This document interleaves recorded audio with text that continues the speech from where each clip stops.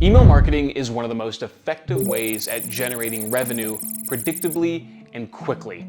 In today's video, I'm going to show you exactly how to build a campaign or overall strategy using email marketing to essentially generate $1 million. Now, the $1 million number is largely going to come down to the existing business that you already have, but I'm going to explain a lot of the key components that go into creating that overall campaign, meaning emails, segmentation, automations, sign-up forms, and tech stack.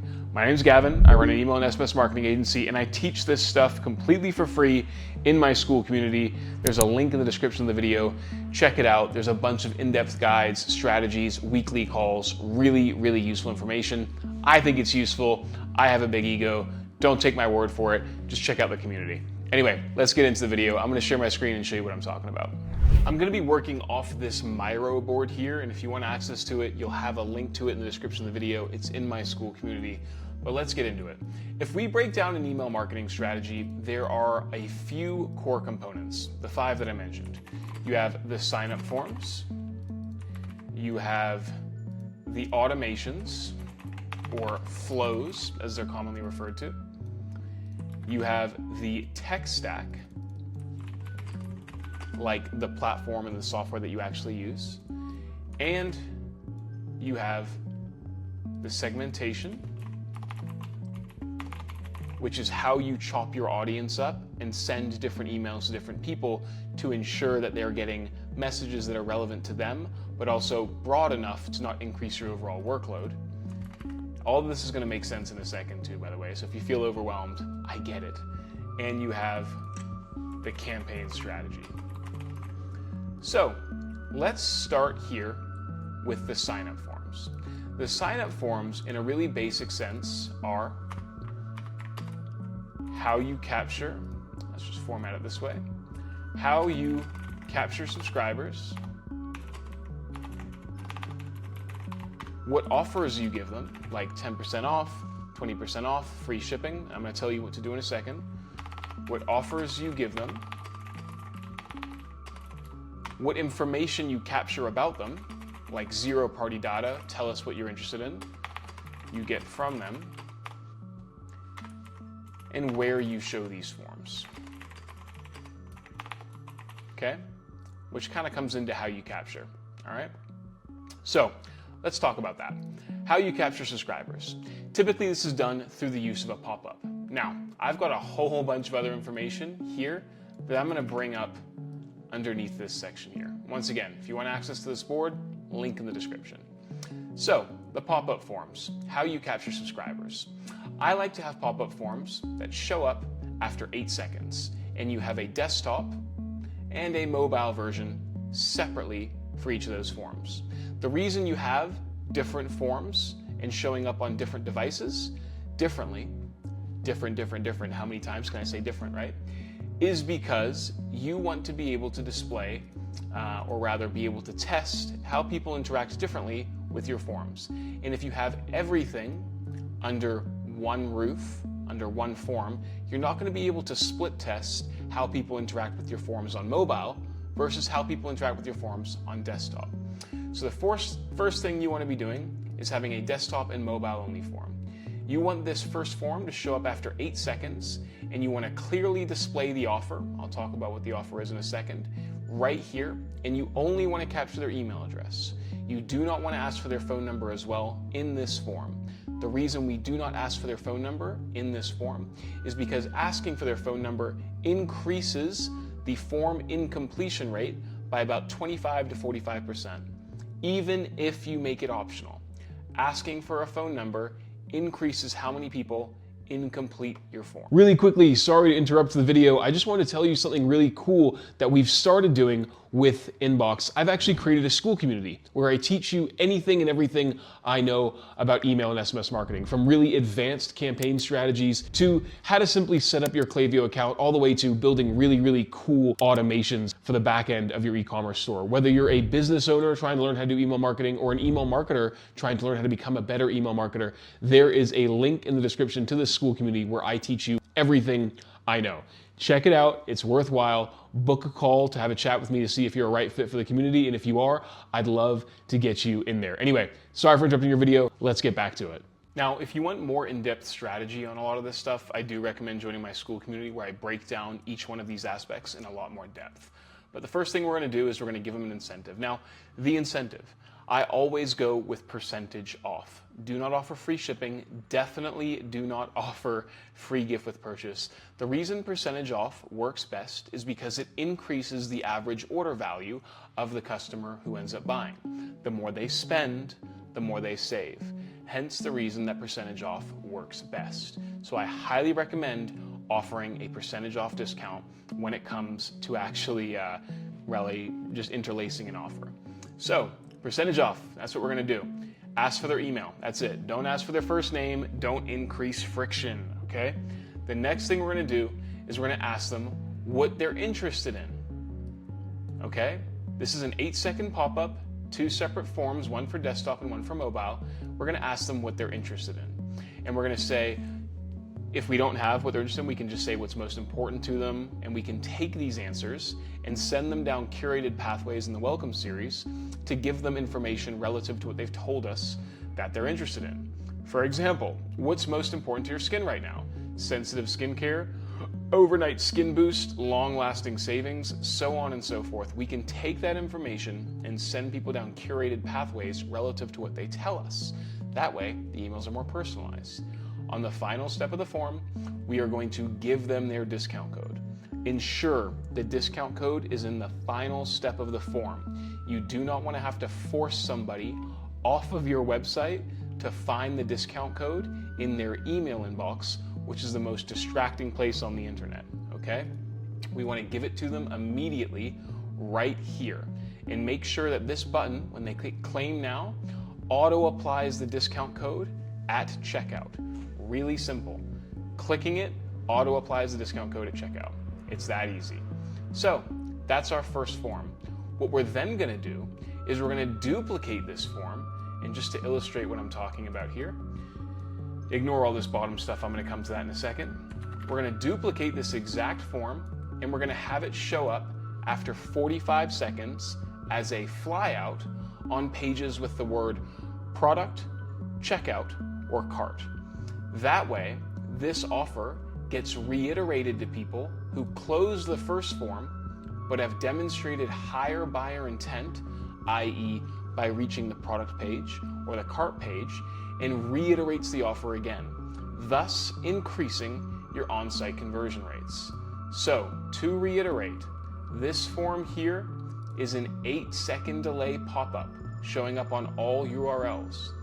This form here is the exact same form cloned showing up on product pages, add to cart pages, or checkout pages. And you can set this in Klaviyo. I'm going to talk about TechStack in a second, but most email marketing platforms will allow you to do this unless you use MailChimp. And I swear to God, if you're using MailChimp, I'm telling you now, it's the worst platform invented by mankind. Do not use MailChimp. Send me a question in the comments if you want me to give you a different recommendation, but MailChimp was made in hell and is designed to piss you off. Don't use it. This thing here shows up after 45 seconds. So, those are our initial capture forms, okay? Now, another way that you can use sign-up forms too is to create another form that reminds people of their discount code. This form should show up to people who have opted into email marketing but have not purchased. Once again, if you want more in-depth guides on this, join my Skool community. I break all this stuff down in a lot more depth. But this form here is going to be targeting people who have subscribed but not purchased. And you can do that within Klaviyo in the segment conditions. So you're going to reiterate the discount code, and all this does is targets people whom you know haven't used it because they haven't purchased, and essentially increases your on-site conversion rate. Now, you're probably wondering, well, Gavin, what if I want to capture SMS? To which I'd say, thank you for talking to me. Capturing SMS is a different process altogether. You do not want to capture it here because if you remember, it increases the amount of people who do not complete the form. You want people to get to this final step, all right? And I know you might be wondering, well, Gavin, this next question here, that might add friction. It doesn't actually increase the form incompletion rate significantly, and it doesn't do it nearly as much as the SMS. What you want to do if you do capture SMS is have another form that targets people who have not opted into SMS marketing, but are opted into email marketing. And you can have another form that shows up in the exact same way that these forms do, asking them for an SMS subscription. And you can even incentivize it if you want. In this example, we are not incentivizing the SMS subscription, okay? So that is how you capture subscribers. There are a few other ways, like capturing people at checkout and obviously capturing people at purchase. But for the majority of you guys, this is where the bulk of your traffic is going to be coming from an SMS and email subscription perspective. It's in the sign-up forms. Cool. So that's our capture side of things. Now, before I get into automations, I actually want to talk about TechStack. TechStack is essentially the platform that you're going to be using for your email marketing. If you're an e-commerce business, you really only have two options. You have Klaviyo and you have Omnisend. Omnisend is a lot more affordable than Klaviyo, but lacks a lot of the bells and whistles. I recommend Omnisend if you're doing under 20,000 and you do not intend to scale and your margins are tight, okay? I recommend Klaviyo if you do need a lot of the advanced functionality that Klaviyo will bring to the table when you're doing above $20,000 a month in revenue. TechStack, you really just want to be playing around with those two platforms. So to illustrate, we have Klaviyo. Let me zoom in a little bit here for you. Klaviyo, and we have Omnisend. Two platforms I can stand by. That's pretty much it on the TechStack stuff. Keep in mind, a lot of your email marketing is going to be integrating with your e-commerce store platform, like Shopify, WooCommerce, or BigCommerce. Shopify has email marketing functionality within it, but you want to use Klaviyo to get a lot more advanced features. So, Klaviyo is what you're going to be using. Automations. Now, to build out a really solid email marketing strategy, you need to have automations that speak to people based on certain actions that they do. Now, what are those automations? In this board here, I've highlighted, I believe it's 12 automations that I recommend most businesses have, okay? Those 12 automations are the welcome series, the abandoned cart, the abandoned checkout, the browse abandon, the post-purchase flow, the fulfilled order flow, the win-back flow, the Google review request flow, or just in general review request flow. I'll go into that in a little bit more depth. Site abandon, sunset flow, canceled order, and refunded order. Now, if you're trying to build a strategy that generates $1 million, you need all of these flows, and probably some more, to be honest. I can teach you those in my free school community. But look at me just plugging my school community, I'm such a shill. Anyway, I'm so aware of what I'm doing, but you get the idea, right? These flows, they cover off almost every single one of the customer touch points. So let's go into each of these individually. I'm not gonna go super in depth here. In my school community, I have very in-depth breakdowns of every single one of these flows completely for free. The welcome series, to illustrate the purpose, this is just the initial series of emails that goes out to people when they opt in.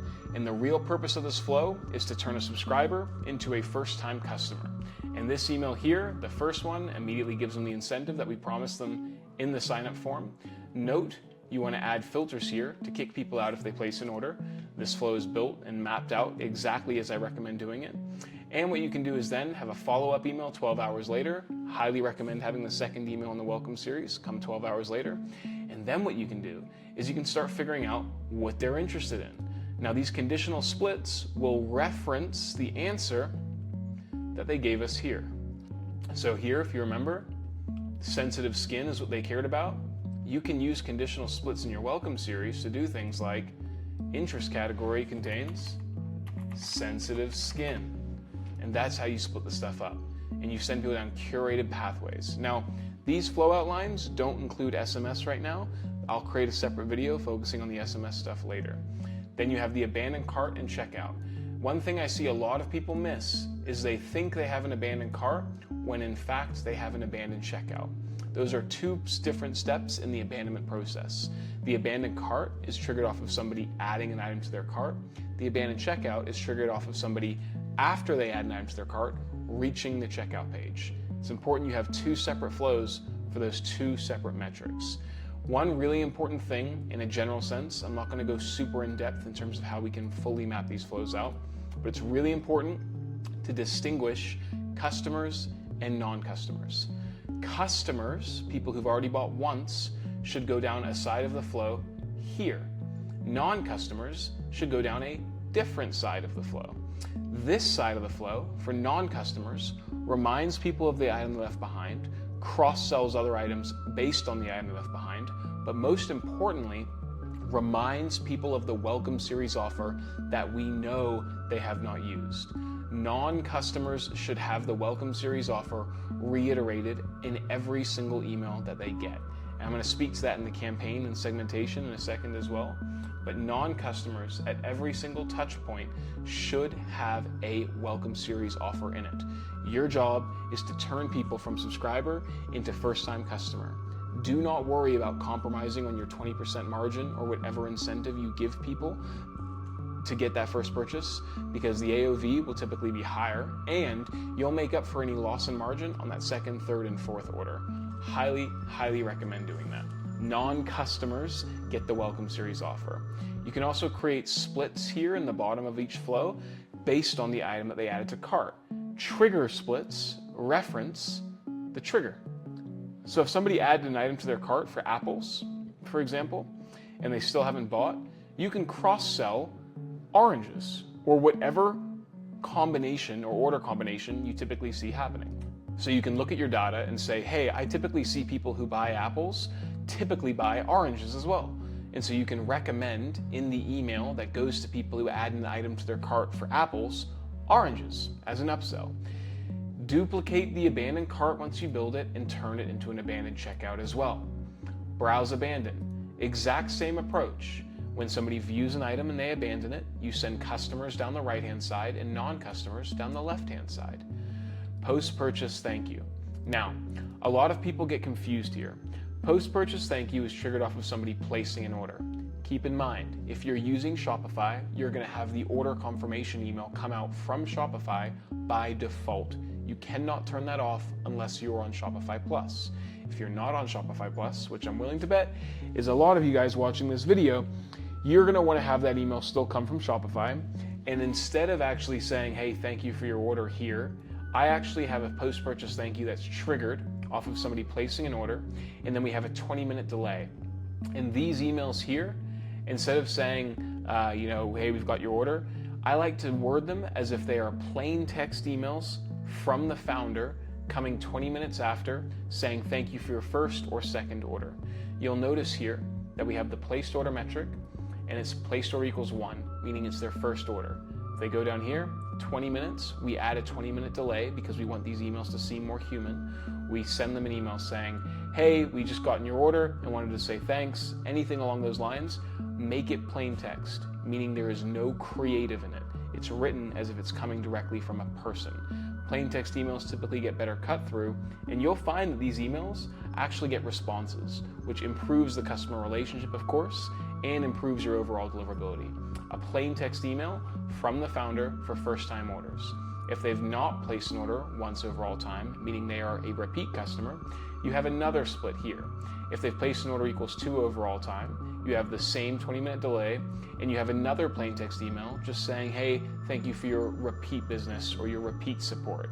If they've placed an order more than twice, I just remove them from the flow because we can safely assume that they've already received these emails in the past, and there's no point consistently saying, thank you, thank you, thank you, thank you, thank you, thank you. You've already done your work here in this flow. So the post-purchase thank you flow is actually a very simple flow. It's just triggered off of a placed order, and it's a plain text email from the founder or from the team to build that brand relationship. Now, the actual upselling and cross-selling after they've placed that order comes when you trigger it off of the fulfilled order metric or delivered order metric. I say fulfilled because every Shopify store has the fulfilled order metric being passed, and some people do not have the delivered order metric. The reason we trigger it off of the fulfilled order metric or the delivered order metric is because it is a more accurate representation as to when the person actually got the product compared to when they placed an order. Meaning, we can better time our emails off of somebody having placed, or rather received the product, to then upsell and cross-sell them. So once again, I'm not going to go into super detail here in terms of every single filter that we have, but I do recommend having the fulfilled order metric, triggering the flow or the delivered order metric, and having this first email just say, hey, or rather confirm the fact that their order has been fulfilled and delivered. And you can add a bunch of code here. I've given you the code directly in this board to go ahead and just let them know about their order that's come through. Then what you can do is you can create trigger splits. And this is where you start cross-selling and upselling based off of the item that the individual bought. For example, if the fulfilled order status equals oranges, we can send people down a pathway that upsells oranges and cross-sells other items that naturally complement the original purchase. So after a 7-day delay, we can assume that after 7 days of them having received their oranges, they might need more oranges. And so we have this follow-up email here that upsells more oranges. And this is why it's important to have it triggered off the fulfilled or delivered order metric and not the placed order metric, because we are closer to knowing when they've actually received the item as opposed to when they've just ordered the item, meaning our timing in the fulfilled order flow is more accurate. So this email here upsells more oranges, and if they still haven't ordered, they go down to the next one. Note, we have our exclusion conditions here. If they place an order, we can assume that the flow has done its work and they are removed from the flow. And then we upsell perhaps apples here. What we can also do is we can say, hey, let's say we have a hero product that we always sell that gets the most amount of traction. We can have a conditional split here where it says, have they ever ordered this item before? And if they have never ordered it, they go to the yes path, and then we try and upsell it, right? We can interlace an offer or anything like that. Now you can do as many splits for as many products as you want, or you could just use collections if you want to go more broad. I've only illustrated 2 splits here, but you can make 100 if you wanted. And the more personalized you get, and the more accurate you are with your cross-selling and upselling, the more likely your emails are to convert. And if you're trying to get to $1 million with an email marketing strategy, you should have a bunch of splits based off the item that the person bought. The exact same logic can be applied to the win-back flow. The win-back flow is designed to bring people in who've placed an order but have not placed another order in a long period of time. In this case, 45 days. This flow should be triggered off of the delivered/fulfilled order metric, exactly the same as the fulfilled order metric, fulfilled order flow rather, because of how accurate it is relative to when somebody received your item. And then we start cross-selling them and upselling them other categories based off their purchase. In the very end of this flow, we have a placed order equals once overall time, meaning they've only ever placed an order once, and it may be worth inserting an incentive here to get them to make a second or third or fourth order, right? They placed one order, they haven't ordered again. You can figure that out with this conditional split. This conditional split will figure out if they've only placed an order once, and if that's the case, we then cross-sell them, or rather interlace an offer to get them to make another purchase. Perfect. Google review. Now, a lot of businesses come to me and they say, Gavin, we want to boost our Google review profile. You can do that with this flow here. It's basically just triggered off of the delivered order or fulfilled order metric. Let me just change this here if you don't have delivered fulfilled order. And you can just say conditional split, placed order equals 2 overall time. So if they place an order twice, you can accurately assume that they are probably going to leave a positive review because they are a repeat customer. And in here, you send them a link to your Google review page if you want Google reviews, which obviously helps your SEO. And you can then start upselling, or rather encouraging them to leave that review. Now we have a conditional split here, which says, have they opened the email? We say opened email above 0 times. If they've never opened that email, we can send them a follow-up. The reason we use this metric here is because we cannot accurately see if somebody has left us a review from the email. There's no way to integrate Google Review into Klaviyo at the time of recording, so the best way we can actually figure out if somebody has left us a review is whether or not they've actually opened the above email. If they have not opened this email, this conditional split will read that and send them a follow-up email to leave that review. That's the Google review. Site abandon, this is the exact same thing as the browse abandon, just lighter, okay? You can say, hey, turn on during sales, The reason we have site abandon is basically somebody landing on your website and not placing an order or going to cart or adding to cart or starting checkout. It's a site abandon. They haven't even viewed a product. You can then have a flow that's triggered off of them viewing your website, and these filters ensure that there's no overlap with this flow and these flows here. And what this flow does is essentially just encourages them to come back to the site. The reason we do not do a customer and non-customer split here is because I only recommend turning this flow on when there are sales, meaning your emails here for a sale, the sale is typically going to be sent to pretty much everybody, so you don't need to differentiate between customers and non-customers. These emails here just need to encourage somebody to go back to the site and reiterate the offer that you have for the sale. I like to have a 15 and 30 minute split test just to see which one works most effectively. If you're trying to go for $1 million in revenue, you'll probably get statistical certainty in about a week after turning this flow on. Then you have the sunset flow. The sunset flow is triggered off of somebody being unengaged, and so I've given you the definition of the segment here. When they join that segment, it sends them a series of plain text emails to try and get them to open the email. If they open the email, you can assume that the sunset flow has done its work when it comes to engaging your audience, okay? That's what you need to build. Now, the reason we do plain text emails here is because plain text typically get better engagement, okay? Plain text emails get better engagement because they land in the primary folder of people's inboxes more, because they look like they're written from a human being, meaning Gmail, Hotmail, Outlook, they categorize them accordingly. And so you have a plain text email. Now the plain text emails here are designed to re-engage readers, and so the filters here kick people out the moment they open or click an email, all right, or place an order. So if they do any of those things, we can safely assume they've been re-engaged. Once again, if you want more in-depth definitions in terms of how to build this stuff out, check out the Skool community.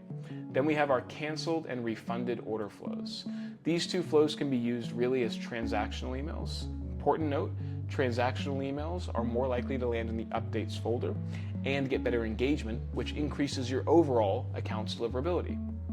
Canceled order is triggered off of the canceled order metric, and you can send them an email that says, hey, we noticed you canceled your order. I've given you the explanation as to why we have the split here and what to include in these emails, but it just essentially lets them know that we've canceled their order.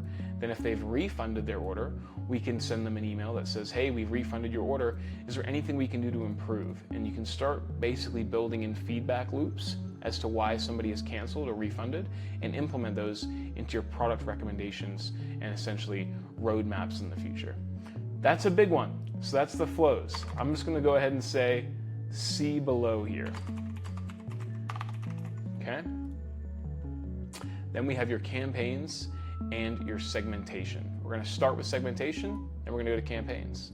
Okay, so segmentation. When it comes to segmentation, there's a whole lot we can go into, but for the most part, you're going to be working with two segments. I want to illustrate a point here. For your first segment, it's going to be your 90-day engaged customers, 90-day engaged non-customers. How we like to define engaged at my agency is anybody who's opened or clicked an email in the last 90 days, or been active on site, or subscribed to a newsletter, to a list rather, in the last 30 days, and has bounced 0 times in the last 30 days. Now, the reason we have a non-customer and customer segment is because when we're sending our campaigns, and ideally we're sending 15 campaigns per month, so if we take this as an example, we go campaign, total, we want to send 15 of these. So we got 3 there, and let's go here, 6, and then we'll go 12, and we'll go 13. We want to send, ideally, 13 campaigns per month. Now, we're going to be sending campaigns to our engaged customers and our engaged non-customers. The campaigns that we send are going to be identical to one another. The only difference when we're sending to each of these segments is that our non-customers in these campaigns that we send get our welcome series discount. Okay? Our non-customers, I call this non-customer and customer get the welcome series discount because we're reiterating that offer. Now, in terms of the content of the emails that you want to send and everything like that, you'll have to join my Skool community. Otherwise, this video is going to be like 5 hours long. But when it comes to campaigns, I recommend 15 per month, and we have 2 segments, customer and non-customer. The strategy, once again, I like to go for a ratio of 80% product education focus and then 20% sales, restock, or product release focus. So aim for that split.